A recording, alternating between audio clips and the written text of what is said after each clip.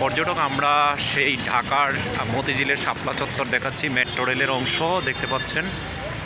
শাপলা চত্বর মেট্রো রেলের যে অংশটি, সেই অংশটি মোটামুটি অনেকটাই হচ্ছে মেট্রো রেলের গার্ডারগুলো উঠে গিয়েছে দেখা যাচ্ছে, এবং সেই গার্ডারগুলো দেখতে পাচ্ছেন মেট্রো রেলের সেই স্টেশন মতিঝিল, এবং এইখানে হচ্ছে বাংলাদেশ ব্যাংকের যে গার্ডারগুলো, সেই গার্ডারগুলো উঠে গিয়েছে। সেগুলো অতি শীঘ্রই হচ্ছে মেট্রো রেল কমলাপুর থেকে কমলাপুর পর্যন্ত এক্সটেনশন হবে। আমরা এই কাজটি দ্রুত হোক সেই আশা প্রত্যাশা করছি। আমরা যাচ্ছি মতিঝিল থেকে